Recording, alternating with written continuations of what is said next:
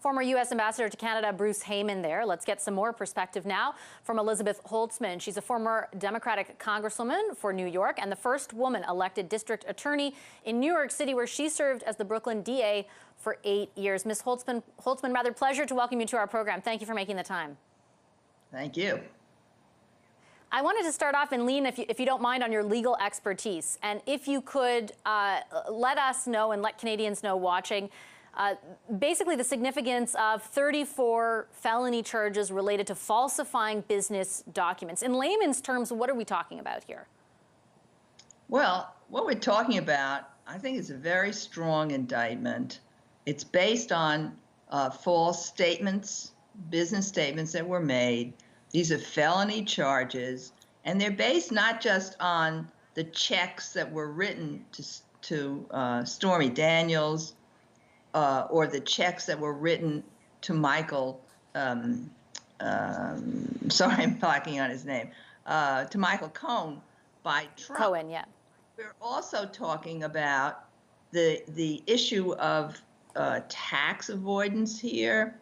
We're also talking about a conspiracy involving Karen McDougal, another woman.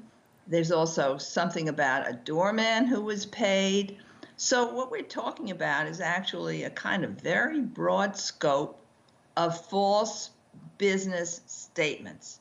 And that it's not just one small thing, it's a variety of things. And I think Alvin Bragg, the DA, made a very important point. New York City, Manhattan, is the financial center of the world.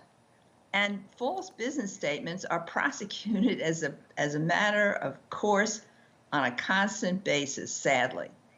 Donald Trump, it's nothing new. This kind of charge is nothing new. They brought them in the past hundreds of times.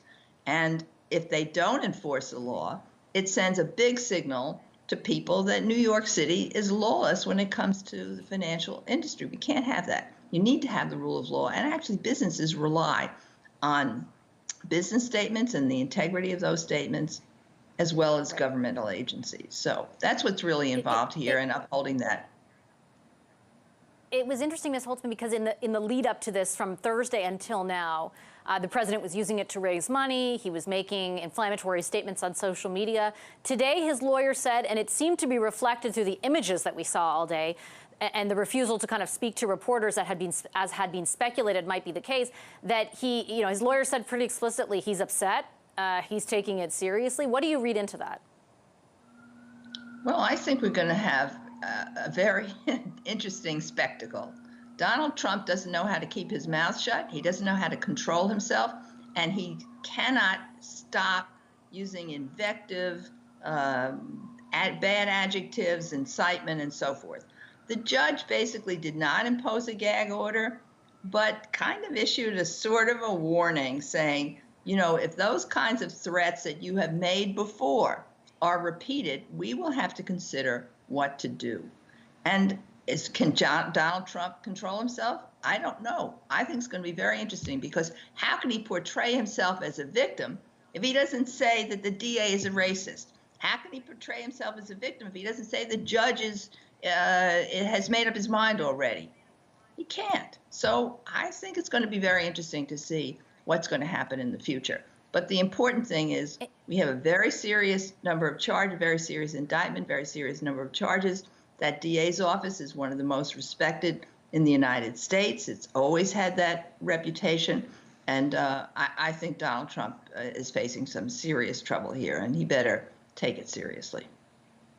Just on the question of the DA's office, you mentioned some of the inflammatory things that the former president has already said. Essentially, his supporters are trying to make the argument that this is politically motivated. What is your response to that claim?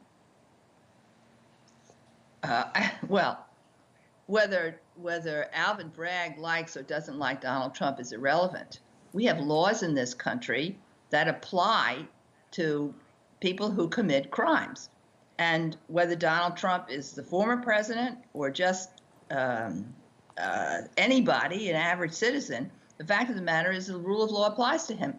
And politically motivated, if there's no substance, They have a right to make a motion to dismiss. The court will rule on it, and the case will be thrown out. We have a system of justice. So a prosecutor can't just say, I'm going to get Donald Trump and go out and get him. There has to be a substantial basis. You have to persuade a grand jury of 23 average citizens that there's a crime that was committed here or probable cause to believe a crime was committed here. Ultimately, there'll be a trial. There'll be 12 jurors selected at random. The Trump people will have lawyers will have the opportunity to remove people from the jury who they think are biased. He will have a fair trial. This will be a fair process. New York State has a fair court system. And ultimately, he can go to the U.S. Supreme Court, too. So right. The idea that it's politically motivated is not the issue. The issue is he going to have a fair trial? And the answer is yes. Okay, Ms. Holtzman, I'll leave it there. I appreciate your perspective very much this evening. Thank you.